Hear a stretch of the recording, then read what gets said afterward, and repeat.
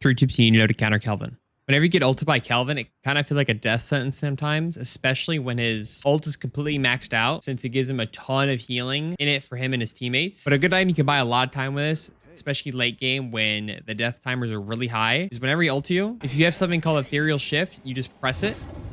And whenever you're inside, it basically buys you a bit more time when you're in the dome, and it can save you in really sticky situations where you could have died being in the dome. Secondly is getting items that apply healing reduction, like something as simple as Healing Bane can be really good against Kelvin, since he heals himself and his teammates by a lot with his ice grenades and his dome and any other support items he's buying. So getting something as simple as Heal Bane could be really beneficial, and eventually working up to something like late game where you're constantly applying it with crippling, headshot, inhibitor, or something like spear burn in the late game, because these items can be a lot more consistently useful and get a lot more value out of them once you get later into the game. And if you're also struggling to get Kelvin out of his ice beam, since that can be really oppressive when he's chasing you, is getting knockdown can be super helpful. Since whenever he uses ice beam, you can get rid of it really fast with just knockdown